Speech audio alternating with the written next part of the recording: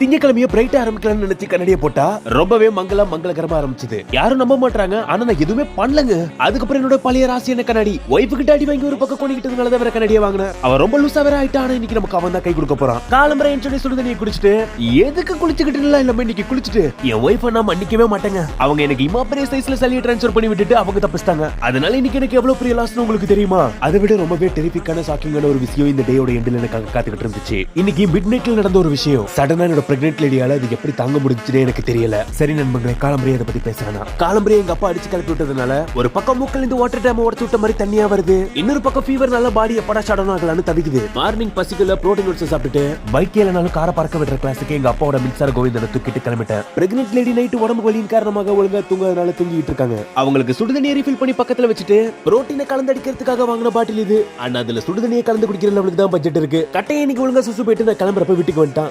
ரொம்ப நாள் கழிச்சு நாலு சக்கரத்தை பறக்க வர கிளாஸுக்கு வந்தாச்சு. ரொம்ப நாள் கழிச்சு வரதுனால கிளாஸ் டைம் எல்லாம் மாறி போச்சு, சீக்கிரமாவே முடிச்சிட்டோம்னு சொல்லிட்டாங்க. அப்படியெல்லாம் நடக்க வாய்ப்பு இல்லையே. இவங்க சொன்னதுக்கு அரை மணி நேரம் 3/4 மணி நேரம் லேட்டா தான் ஆரம்பிப்பாங்க. அப்புறம் ஒரு மணி நேரம் வெயிட் பண்ணி நாலு சக்கரத்தை பறக்க விட்டுட்டு 2 சக்கரத்தை எடுத்துட்டு வர வழியில பிரெக்னென்ட் லேடிக்கு தேவையான பழத்தை வாங்கிட்டு வந்துட்டேன். மாத்திரை போடாம இயற்கை வழியில தான் சரி பண்ணுவேன்னு கொஞ்சம் சாப்பிட்டுட்டு பிரெக்னென்ட் லேடிக்கும் கொடுத்தா அவங்கள நான் செல்லமா கிண்டல் பண்ணதுனால கொஞ்சம் ஓவராவே போயிட்டாங்க. நண்பங்களே, கொஞ்சம் லைக் அண்ட் சப்ஸ்கிரைப் பண்ணிடுங்களேன். அப்புறம் என் புருஷன் கொடுக்குற ரியாக்ஷன் எல்லாம் பார்த்து பயந்துடாதீங்க. நீங்க கொடுத்த கிஃப்ட்னால தான் இந்த ரியாக்ஷனே. சோ ஜிம்ல இருந்து கூல்டு வாங்கிட்டு வந்து என்ன சொல்ல வேண்டியது. மூக்கொழுகுனாலும் கிருமி பழத்தை சாப்பிட்டுட்டு இன்னைக்கு புதுசா ஒரு வைரஸ் வந்து எங்க அப்ளிகேஷன் அட்டாக் பண்ணிருக்கு. அந்த பயங்கரமான வலியை என்கிட்ட கொடுத்து இந்த வாரத்துக்குள்ள ஃபிக்ஸ் பண்ண சொல்லிருக்காங்க.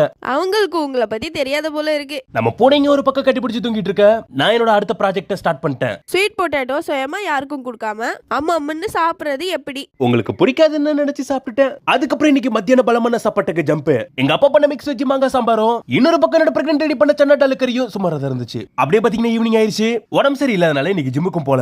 அடிக்கிற வெயிலுக்கு வீட்டுக்குள்ள இன்னும் வேகுது. அதனால மொட்டை மாடியில நாங்க கடையை போட்டுட்டோம். ரொம்ப நாள் ஜிம்முக்கு போக முடியாத மாதிரி மனசுக்குள்ள ஒரு உறுத்தல் இருக்க. சரி நாளைக்கு அது உடம்பு சரியாகி இந்த வாரத்தை பிளாஸ்ட் பண்ண முடிவு பண்ண. அதுக்கு என்னோட பொண்டாட்டியோட சப்போர்ட் முக்கியம் என்பதால் சேர்ந்து வெற்றிக்குரிய போட்டுட்டு கிளம்பிட்டேன். எங்க அப்பாக்கு சாயங்கால ஆச்சுனாலே நடந்துகிட்டே பக்கத்து நட்டோட சிஎம் ஓட நாட்டு நடப்ப பேசுவாரு. அப்படி வாக்கிங் பண்றப்ப எனர்ஜிக்காக எங்க அப்பா புரோட்டீன் சொல்லிட்டு கடையில ஒரு 1/2 கிலோ சாப்பிட்டுருவாரு.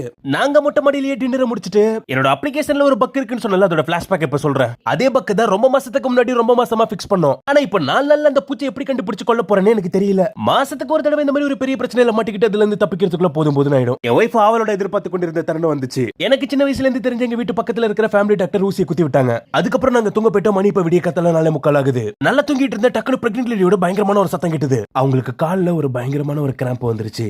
என்னவா இருந்தாலும் நம்மளோட ஒரு நாளுக்காக இஷ்டப்பட்டதை கஷ்டப்பட்டு செய்யுங்க. நாளைக்கு பாப்போம்.